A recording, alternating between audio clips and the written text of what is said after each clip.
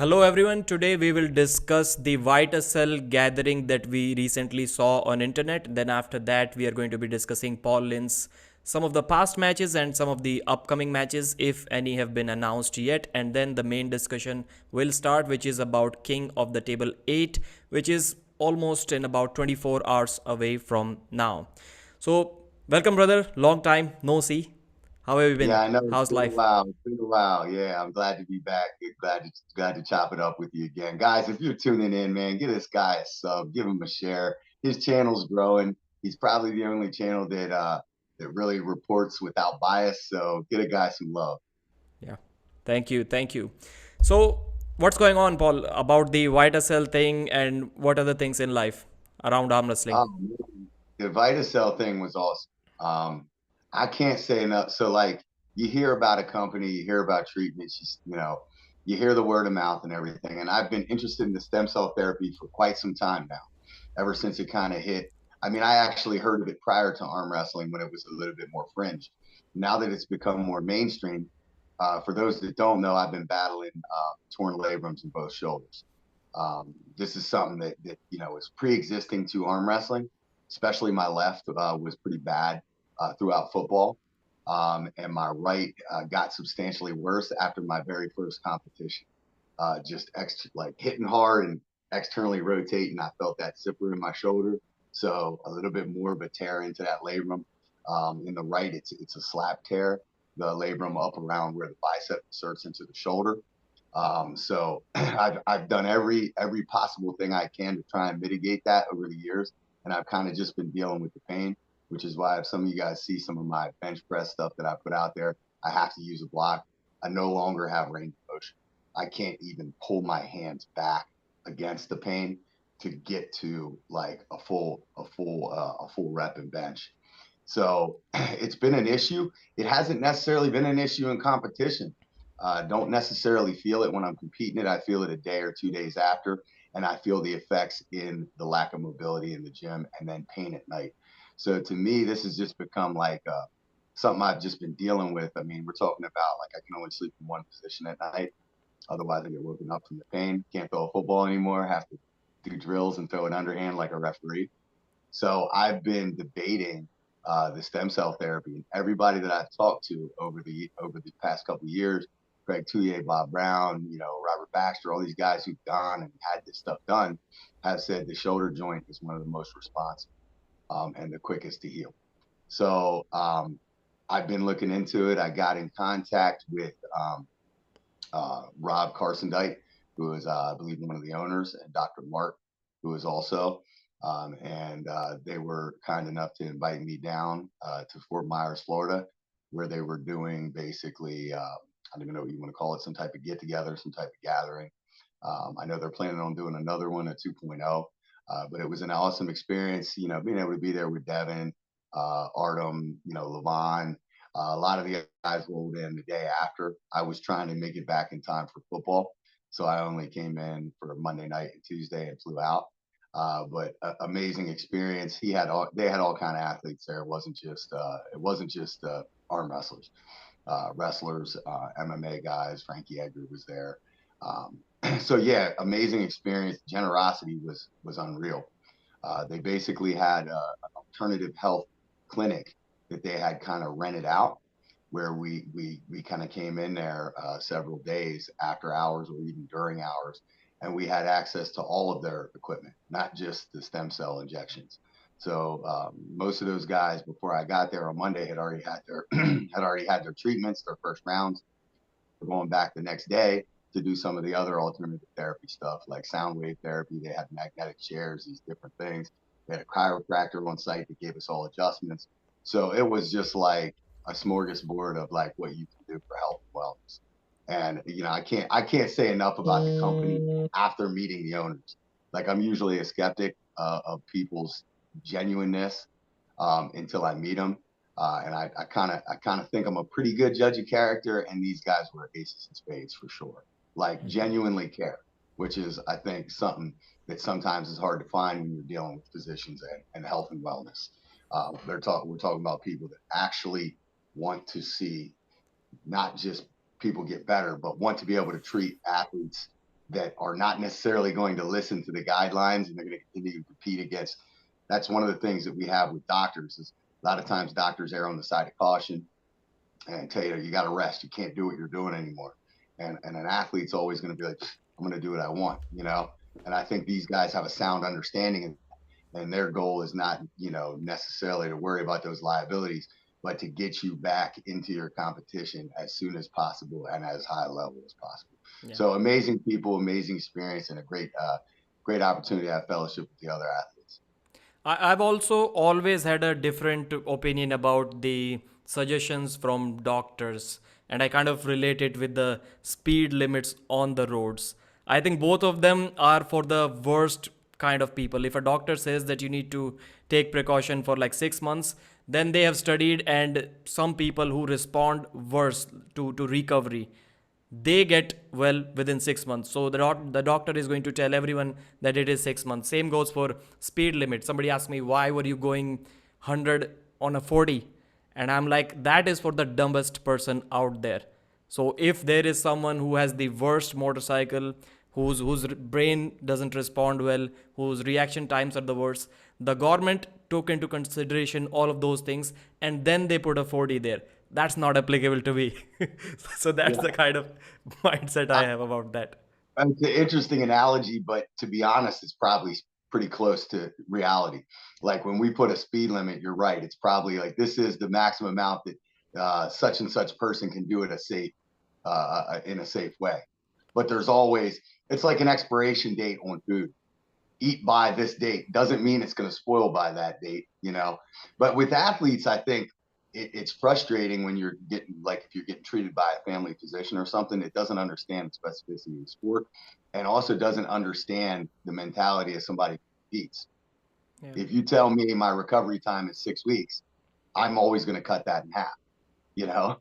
So like you can't treat them all the same, and I think that's why these alternative medicines are so interesting. Yeah. Now I'll probably do like once this is all said and done, I got to do like 2 weeks laying off the weights, which is going to be tricky for me. And then I got to do a little bit of PT to try and get my range of motion back. But what I'm being told is between weeks 4 and 8 is when you see the biggest results. I'll probably do like a post video wrap up on where I'm at and maybe check back in a little bit later to see if I get any relief from it. But if any of you guys are interested, especially in the States, check out Vitacell Biologic. They have an Instagram now. You look up Vitacell Biologic. Dr. Mark, he's on Instagram as under the stem cell doc. So you can find him there.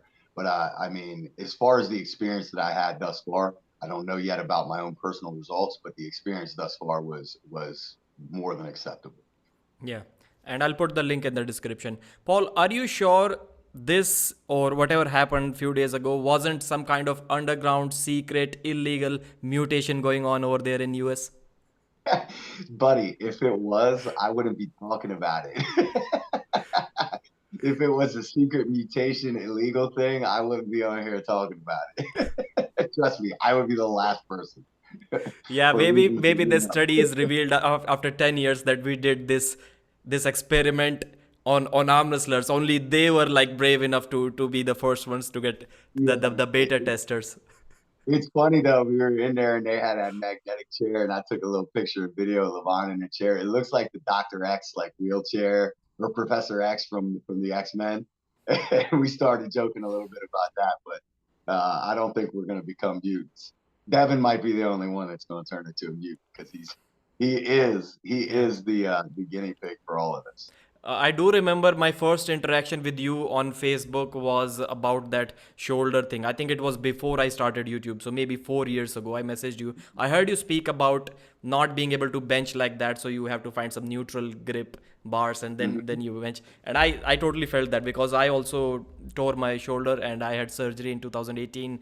Not being able to sleep on one side of your shoulder, I can totally relate with these things. Even 4 5 years after surgery, it's totally relatable.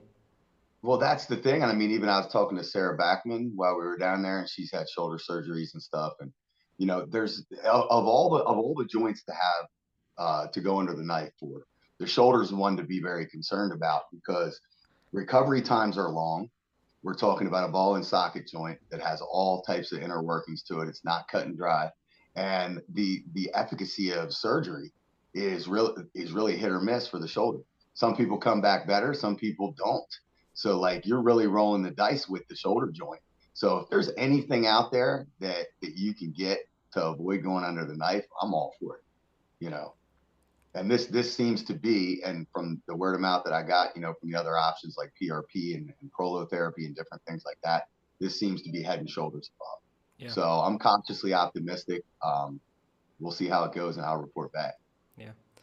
And I don't know what they did with my shoulder during the surgery, but if there is a certain height that I can tiptoe and touch with my left hand, my right is like that much below that. Yep. It's totally Yep. messed up. Totally messed up. Those are So the horror stories, man. Those are the horror stories, and that's why I'm so like, especially that joint. I definitely don't want to go under the knife. yeah. So what's next for Paul Lin on the arm wrestling table? Who's next? I'm going to pull a little friendly match with Artem Taranenko, Artem Topol. If you guys don't follow him, go check out his channel. And him and Travis are doing some good stuff on the Travis page and Unfiltered page. And then obviously he has his own YouTube and Instagram presence. But yeah, we're going to do a left-handed match at the Monster Factory on December 2nd with Michael Todd's promotion. That card's looking to be absolutely insane now. I can count the super matches on it. I think we're talking literally something like 25 super matches. Yeah. So it's getting crazy. It's going to be a 2-day event.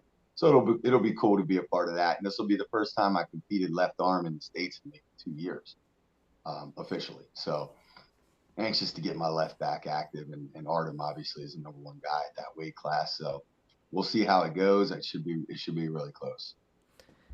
Which weight class is this? 200? How many pounds?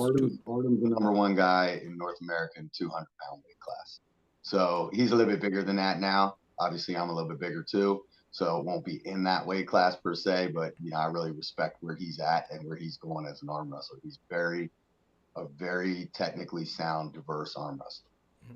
Yeah, I do remember posting that on my community post, and I knew that there is going to be some confusion. That's why I took care of the part that I need to show where it says left-handed on the poster.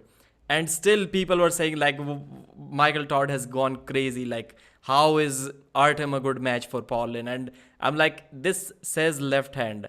Paul may still win left-handed, but I think it's a close one. It's for sure not going to be Yeah. one-sided. I mean, the only thing anybody's seen of me doing anything left arm has been practice, And to be quite honest, my left is not as versatile as my right. It's dumb, but it's strong. It arm wrestles dumb, but it's strong. So Artem's going to have more technical options than I have, and we've pulled so many times. So maybe he's figured something out with me. I don't know. I give myself a slight edge in raw strength, and I give him the edge in technical ability with his left. So I think it should be a really interesting match, and I think it's kind of mind blowing that people aren't giving Artem the credit that he deserves. I mean, he's beating everyone over here. Like he beat Paul Talbot left arm. I mean, Paul hasn't been so super active in the spotlight, but I've never beat Paul left arm. Never even come close, really. I can arm wrestle with him in practice, but not in an actual tournament setting. So I think the card itself is going to be awesome. There's all kinds of matches that are popping up on there. High level ones, like mid-level pro ones that are going to have rankings associated with them.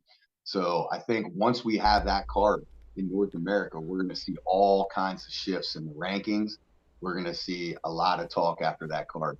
And again, what Michael's doing is we're talking about a free format too, which is pretty awesome. So you're basically going to get 2 days of like nonstop arm wrestling, like super match format on that weekend, which I think is pretty cool. And Michael's having his entire facility built out too. So this will kind of be the unveiling of the new Monster Factory facility, which is like a 7,000 square foot addition to his home, like a pole building being built. He's going to be able to house a bunch of us there. His house is now going to be able to sleep like 30 people or something crazy. So it should be a pretty cool experience. Yeah. And guys, if you have not watched the practice poll between Paul and Artem, please go there and watch. There is some context behind it. I'm not sure who was more tired, but it looked close that day. And Paul took over after some time. I hope the match is also like that. Which day was that? Was that at when was that? I think Devon was there. Pavlo was also there. I don't know which event. Oh, oh, that was Travis Bajent's that event, was I think. that was in Virginia at the Yeah. East versus West finals. Yep. Yeah. We did a little like I didn't ask for it, just kind of happened. Devin was like, "All right, we're gonna get you ready to go. So we're gonna do a super match." I'm like, "What?" So like I got tied up with him and a couple other super heavyweights and stuff that day. But yeah, I think we were that was already post like practice pulling for an out, and Artem had competed at the tournament. So the backstory on that is we both had kind of really arm wrestled hard prior to that. And then we had a little break before we went there, and then we were like kind of fresh for fresh, but after all that wear. So I don't know how much of a representation that is. I did pull a little bit with Artem when we were in Florida, and like I said, it's close. Yep. So no plans for right-handed matches as of now.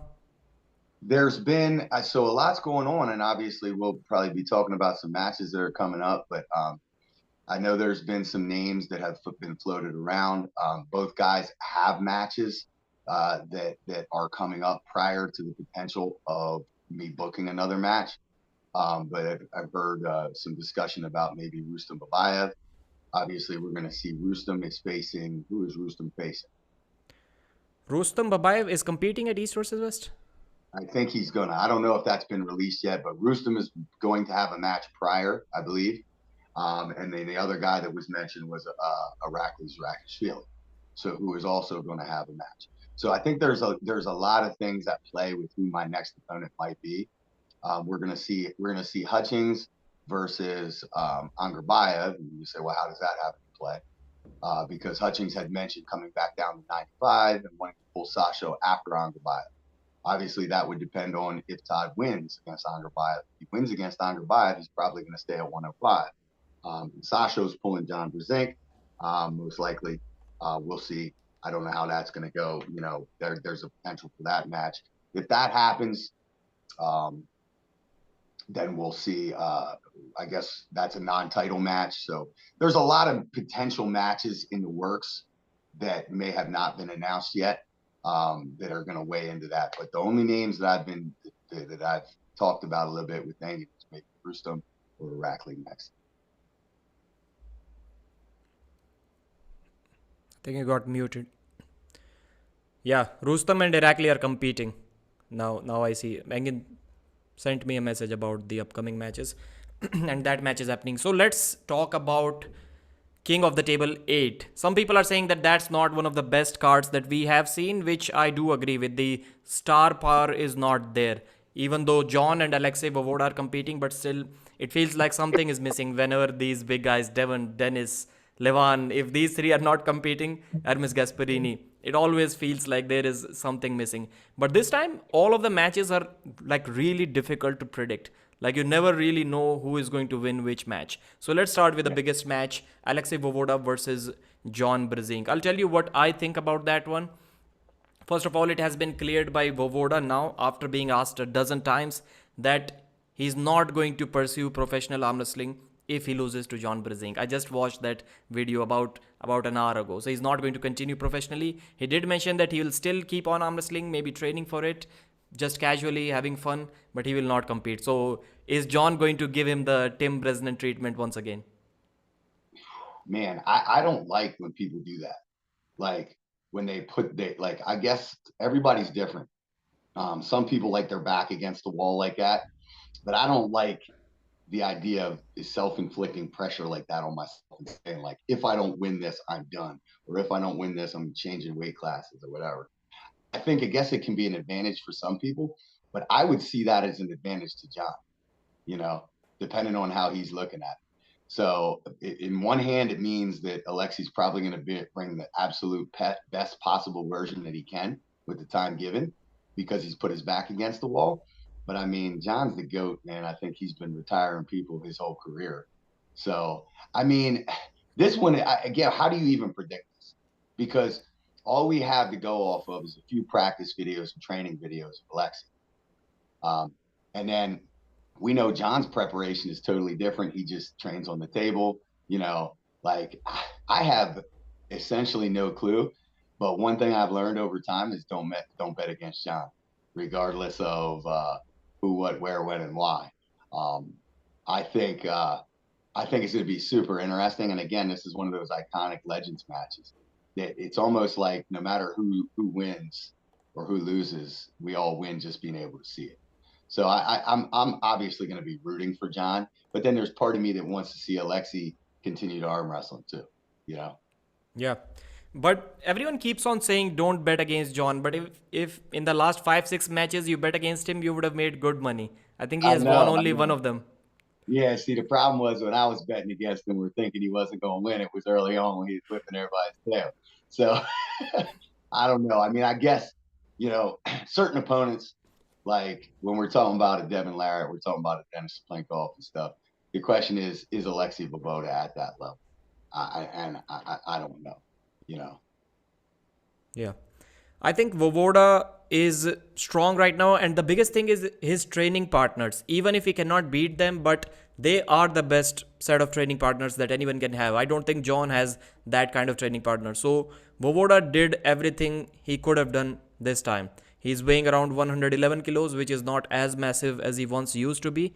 And John realizes that he probably cannot top roll him. But the way I and many others are seeing this match, that's John's only way is to top roll him, is to keep his wrist flat, because John was able to keep Denis Siplenkov's wrist flat, but Denis had so much back pressure that as soon as the referee said go, John's hand was already over Denis Siplenkov's elbow pad. So at that time, having cupping was not that important for Denis. He was still able to hold John there and win. But Vovoda needs some kind of cupping. If John is able to just hold him in any position, even if his arm opens up, I think there may be a possibility that John can do something from there. Yeah. So whether John is referring to top rolling him as completely taking his hand, I agree. I think the match has to be some form of back pressure pronation driven match. I don't think it has to be a clean top roll. I think it can like you're saying, not necessarily keeping them flat, but preventing any substantial risk curl. And if John has one thing that hasn't gone away, it's his pronation. You Yeah. know, he may have some issues with shoulder commitment and elbow integrity and stuff.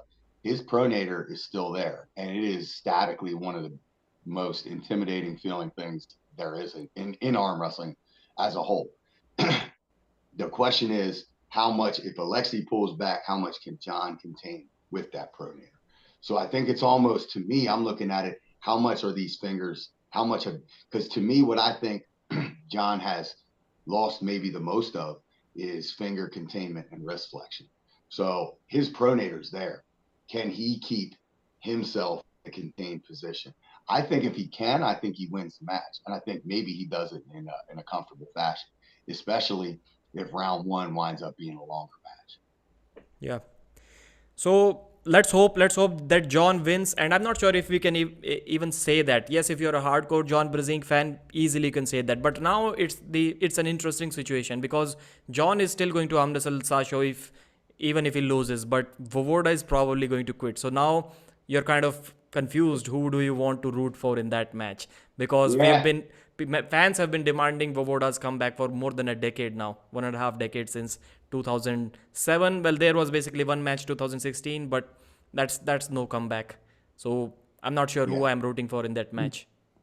Well, I mean, I guess if we're looking at it as as objective as I can, Vovoda is one of those like legendary characters that like if you got into arm wrestling late, you watch Pulling John, you watch these different things, you've seen all the old training videos of Lexi Vovoda. Like he was the first to kind of to start doing those crazy PRs and the crazy workouts and stuff. He was way ahead of his time in that aspect. But I wouldn't necessarily call him like a major influential figure to the level of like John. You know what I mean? I'd like to see him come back and be more vocal, but even in the lead up to this match, I think we've seen some training videos and stuff with Badkin and things like that, but he wasn't super like social media active. I would like to see him have come back with more of a social media presence along with what's going on with arm wrestling. So if he does win and continue on, I'd like to see him in more of a spotlight, like some of these other guys are doing, that are a little bit more engaged. I think that's the stuff that's going to help grow the sport rather than like this mythological figure that's making a comeback and it's enigmatic and we don't know what it's going to be. We want to see. Like we're in a social media era where we get constant content. Give us content. Let us know where you are. We want to see more sparring. We want to see more matches. So if he wins, I hope he jumps in with both feet. Yeah. And there can be many matches for Voevoda if he wins this match, like countless matches, because he's not that super heavyweight that he can cause trouble to everyone, and he's still really good. So I think from that 105 kg range to anyone outside of maybe top 8 in the super heavyweights can be a good match for him if he beats John Brzenk. Right. And it's another one of those scenarios too where he carries that legend status where you can make all kind of interesting matches like Engen did with John with up and coming arm wrestlers, guys like Iraqi. It's people who they're chasing that day, and then it's just an honor for them to pull that guy, and then we get to see where they're at. To me, that journey is almost more interesting than to thrusting somebody right into like the top 10 and saying now you got to battle to try and be the best in the world. I think the process, that's what I mean. If he wins, I'd love to see him pull a bunch of tune-up matches along the way, so we get more data and more information that the hype builds, rather than jumping right into somebody crazy that might not be a winnable match. Yeah. And let's hope both of them continue, and let's hope it is a good match. The next one, Matt Mask versus Ron Bath. There is public information that people have been talking about. You may know more about this than me. That Matt has never beaten Ron. Is that true? I don't know if he's ever beaten him in a super match. I'm pretty sure he's taking rounds. You know, I could be wrong. The first time I ever saw them pull was a round robin, like right when I first got started in arm wrestling. And I forget where it was. It was somewhere in the Midwest, and they were all wearing orange shirts, and it was like a fundraiser or something. He was in it. A couple other people were in it. Round Jordan Sill was in it, and the round robin wound up with Matt and John. And this is when Matt was making his WAL climb, and John won. Basically gave him the Hutchings treatment. I haven't seen them compete since. But the way Matt has looked recently, um, and Ron coming off the bicep injury and a little bit of layoff and being as up in the years as he is, I tend to think Matt is going to have the advantage. But it could be a stylistic thing too. If it is true that Matt's never won, maybe there's a stylistic issue. I know Ron does kind of grab at like a neutral hand position against Matt's low hand. Maybe he has some sort of containment that gives Matt problems. Yeah. And quick predictions for the next matches. Matevarangi Heta Morris versus Lars Rorbakken. Lars is coming back after a very long time. The first time I ever saw Lars was, I think it was way back when John Brzenk was competing against him in that flop wrist position. I was like, that random video. At that time, I was just like a very casual fan of arm wrestling, watching highlight videos of Travis Bage, John Brzenk, Devil Larrett, Denis Mm-hmm. Siplenkov. So I was watching, and even the video was titled like "Strong Guy versus John Brzenk" or something like that. And I was really surprised. At that point, I wasn't even sure if this is like a completely losing position or something can be done from that. And I was like, wow, that's really impressive. Somebody can hold John Brzenk for that long time in this Yep. position. But at that time, he was monstrous. He was weighing around 130 kilos. And he mentioned, I watched his interview today. He mentioned that he once got down to 102 kilos and now he's bulking up once again. So, my guess, he didn't answer exactly, but my guess is he's somewhere around 110 kilos. So, he's not as big as I was expecting him to be. So, is he in trouble? I think he is. I'm gonna go ahead and I'm gonna say stylistically that Big Matt is going to have a stylistic issue with his Trouble. open top Yeah, running Lachlan and right. Todd Hutchings both beat him in that way. And we're talking about a guy who's a real flopper. Lars, if you guys don't follow Lars Rorbakken, look him up on Instagram. His Instagram is absolutely, to me, one of the coolest things ever. He posts all these pictures of, like these mountains and Mountains. dogs, and he trained in a cave, and he's only got like 5,000 followers. It's crazy. Go follow Lars Rorbakken. He's a little bit lighter now. He's such a nice dude. I've communicated with him online and everything.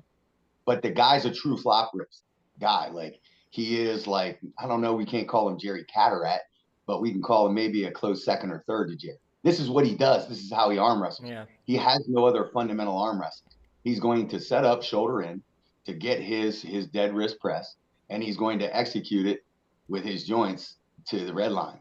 And Big Matt is out here. And that is a death sentence for a guy who's anywhere near as good in his move as you are at yours. So I think Lars is going to steal this one. And I think Lars is another one of those guys where you put him on the King of the Table stage, he looks absolutely amazing.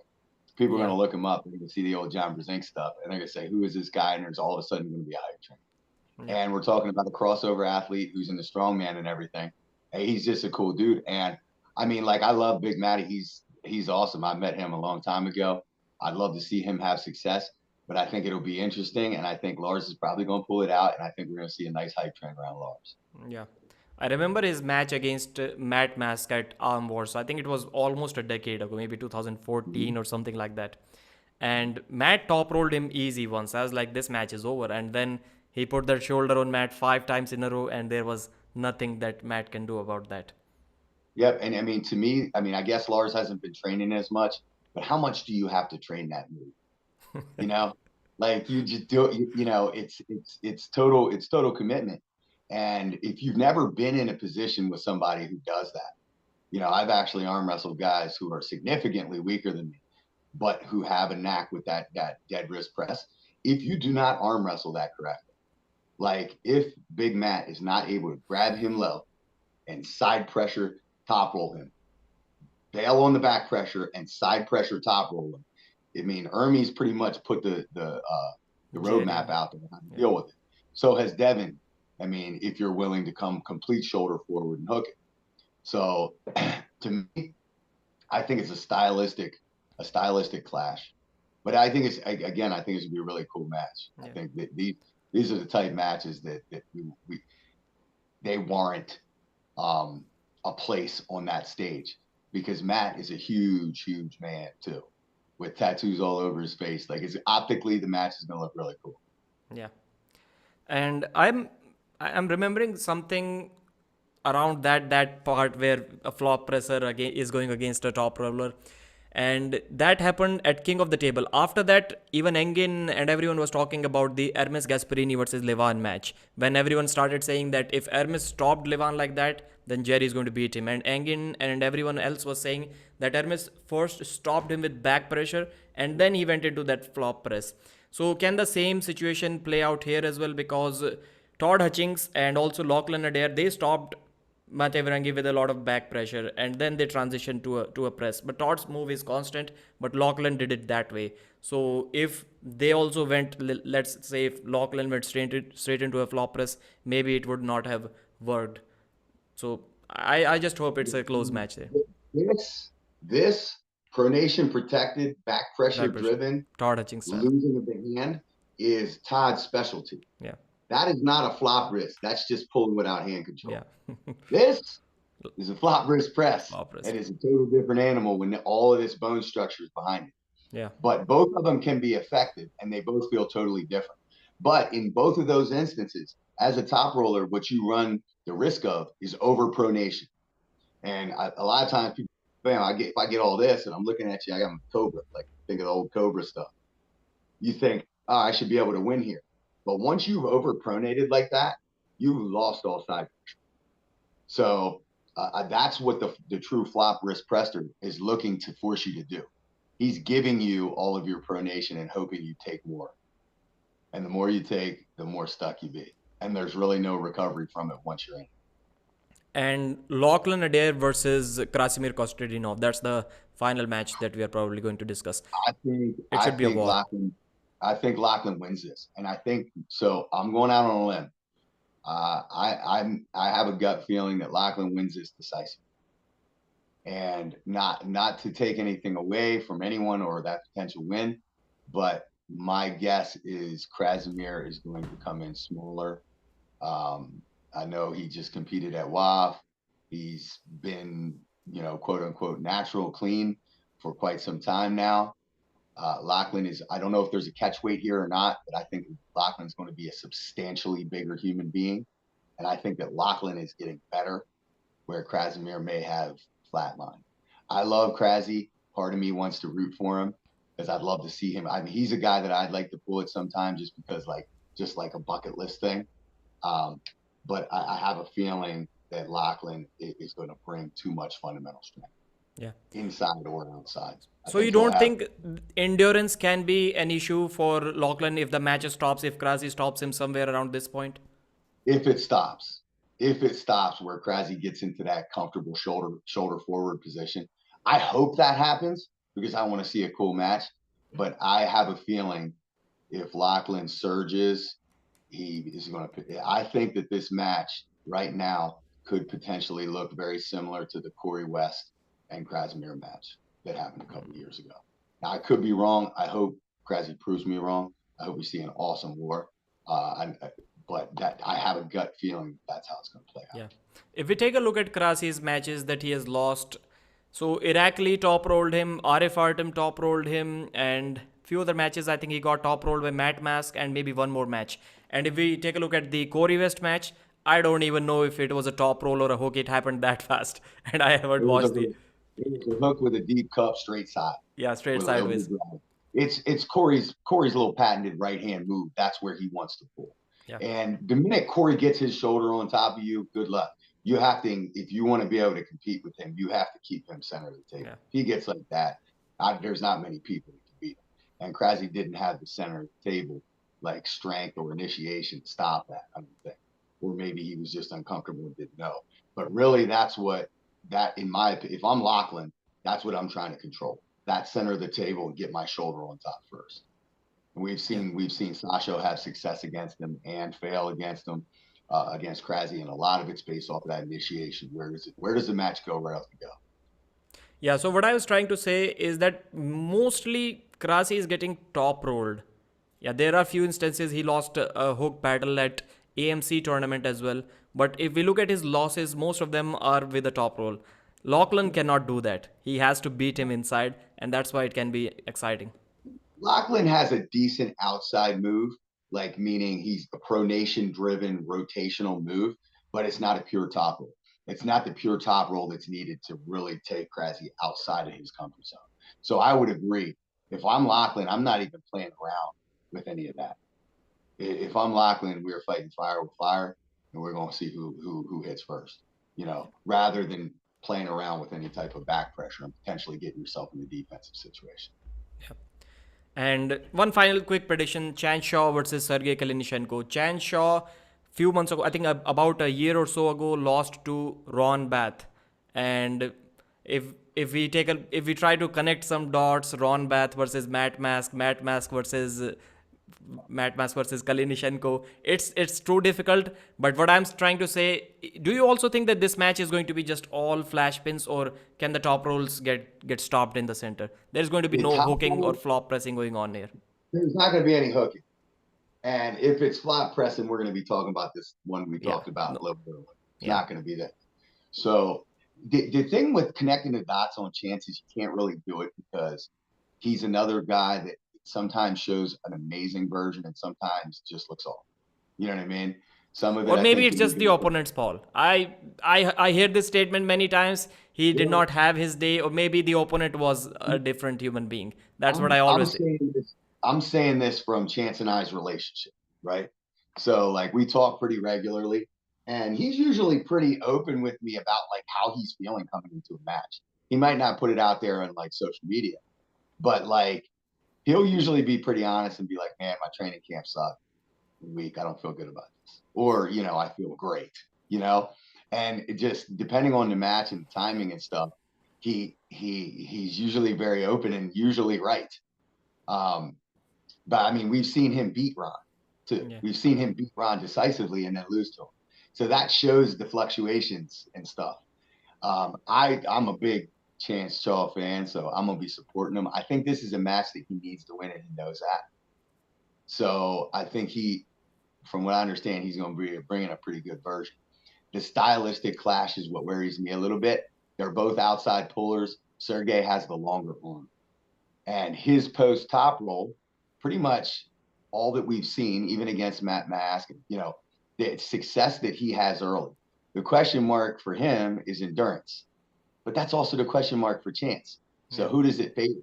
Like when those matches get ugly and grueling, they both seem to maybe run out of gas a little bit early. I would guess Sergey has that better post. He's going to have the higher point. And it may be a scenario where Chance has to pull at like a disadvantaged position, which could get interesting. But the good news is they both seem to tire out. So let's see who tires out first. But hopefully, like you said, we don't want to see flashes. We want to see a stop. One thing I will say about Chance is I think his hand is getting much stronger. His hand is not overly big. His fingers aren't long, but his hand is wide and thick. And he's doing a really good job of protecting that straps and making it really solid, almost that Travis Pageant style. So we'll see how Sergey matches up against that because we haven't seen him against another true post top roller with a solid hand. So I'm rooting for Chance, obviously. And if somebody put a gun to my head and said you have to bet on it, I'd probably bet on Chance, but there'd be more of an emotional bet. Yeah.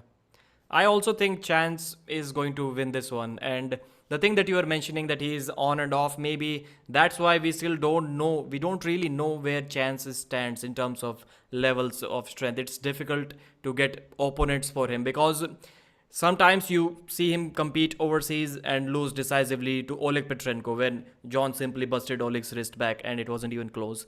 And then sometimes you see him competing in USA and just destroying guys. Like BJ Fokakis is no joke. He beat you, Paul, Yeah, three pins I to one, I know. think it was. And Chance I was didn't think literally he. No, toying with him. he posed with him. He posed with him Yeah. like in an outside move. I didn't even try an outside move because his arm was so long and his hand was so imposed.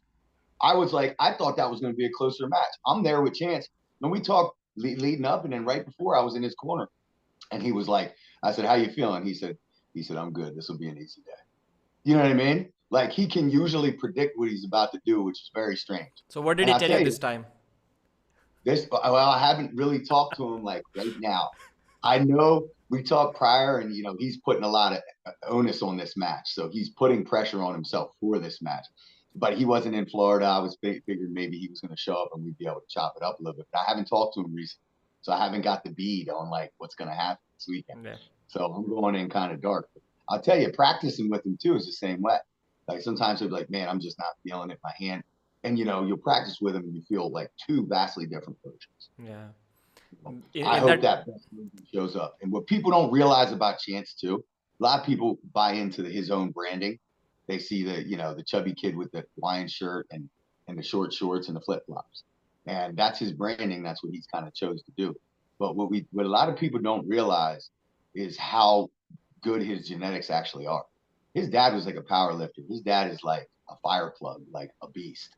And when Chance trains and goes to the gym, like people think like Chance, no, Chance is not weak in the gym. Chance can rep 315 out on the bench. Like he's strong, strong, strong. And he doesn't really train. When he kicks into training, he gets exponentially stronger really, really fast. So the guy he has immense potential. It's really for him, I think, a little bit more about consistency. Yeah.